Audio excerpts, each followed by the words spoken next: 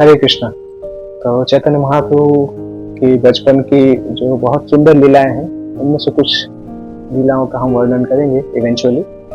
और ये लीला तब की है जब चैतन्य महाप्रभु बहुत छोटे बालक थे। और चूंकि चैतन्य महाप्रभु भगवान के नाम का प्रचार करने के लिए आए थे, तो बचपन में उनकी एक लीला थी कि जब वो रोते थे, तो जब तक कोई हरे कृष्ण महामंत्र का कीर्तन चालू नहीं करता था, तब तक रोते रहते थे लगातार। He was crying continuously.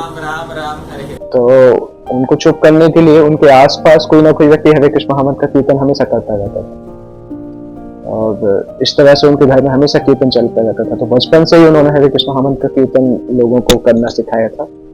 और महिलाएं रहती थी उनकी माँ के मिलने के लिए जो आती थी, कुछ महिलाएं हमेशा ही कीर्तन करती रहती थी, क्योंकि उनको पता था कि ये बच्चा तभी खुश रहेगा जब हरे कृष्ण महामंत्र का कीर्तन चलता रहेगा। एक बार ऐसा होता है कि चैतन्य महाप्रभु जब रोने लगते हैं तो महिलाएं कीर्तन करने लगती हैं, परंतु कीर्तन करते करते भी चैतन्य महाप्रभु शांत नहीं होते।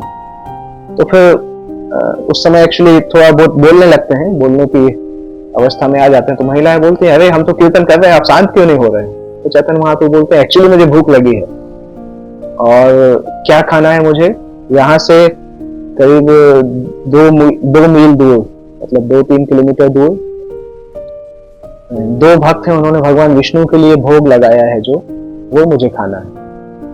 तो चैतन्य महाप्रभु के पिता को आश्चर्य हुआ कि इसको कैसे पता छोटे बच्चे को कि 2 किलोमीटर दूर जिसका घर है उन्होंने क्या भोग लगाया है और वो इसको ग्रहण करना है।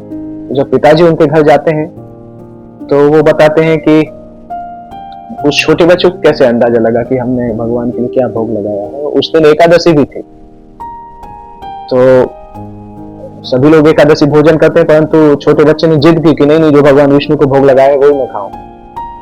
तो इस प्रकार से जब उन लोगों ने देखा कि छोटे बच्चे ने ऐसा कैसे पता किया, तो उनको लगा भगवान का कुछ के ऊपर शक्ति प्रदत्त है, भगवान का कुछ आवेश है चैतन्य महाप्रभु के ऊपर। वो नहीं समझ पाए कि चैतन्य महाप्रभु स्वयं भगवान है, भगवान की माया शक्ति के कारण। पर तब भी उन्होंने छोटे बच्चे को ये भगवान विष्णु का जो प्रसाद था वो दिया, और चैतन्य महाप्रभु ने उसको ग्रहण किया। तो ऐसी कई अलौकिक लीलाएं हैं चैतन्य महाप्रभु की, जिसमें महाप्रभु प्रकट करते हैं, अपने भक्तों के साथ लीलाएं करते हैं सामान्य मनुष्य के जैसे, परंतु साथ साथ ये भी कभी कभी बताते हैं कि वो स्वयं भगवान है।